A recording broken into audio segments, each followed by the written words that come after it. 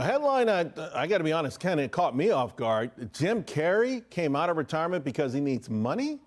Well, apparently he's not the only one.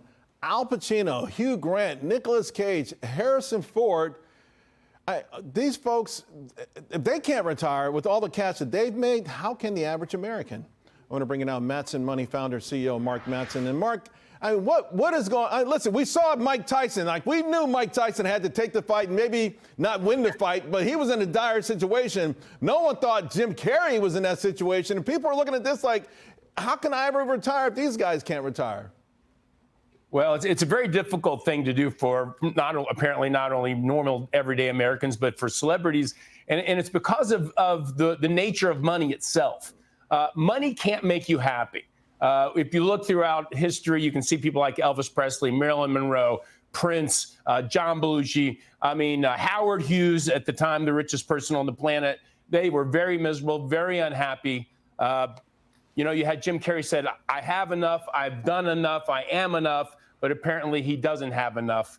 And he's going to have to go back and work like many people that go into the retirement thinking they have enough, and they don't.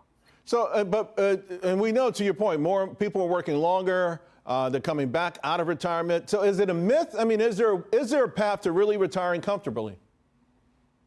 There is a path, but it's a difficult one and wrought with a lot of danger.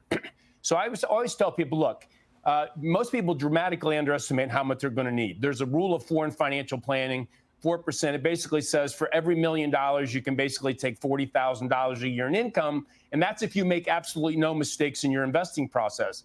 So, most people don't want to retire on $40,000. So look, if you're going to have $120,000 a year, you're going to need $3 million bucks. And most people are dramatically under that. And then the second thing that they do is they take way too much risk in their investing process, often losing up to 50 to 75% of their money right when they need it the most. Well, I know that you've created what you call the American Dream Experience. So how does that work? Yeah, that's a 2-day workshop that we created to help people understand the dangers of how to toxic investing. We teach them the academics behind investing and then how to plan long term. Look, we're in a very precarious situation. From 95 to 2000, the S&P made on average of 22% a year. The NASDAQ made 45% a year. And then we had a 50% crash in growth stocks and a 75% crash in tech stocks. I'm not saying that history repeats itself, but it often rhymes. And people are going to have to get much broader diversification, analyze the risk in their portfolio, and truly understand the academics by how to do this instead of just gambling. So then before I let you go, is there also a spending component to this? Is there sort of, because when the market's running the way you described, we also have what they call the wealth effect. And we feel like we've got a little bit extra because check out my account and we go and spend money, not from cash flow, but on the assumption that we've got it and all of a sudden it's not there.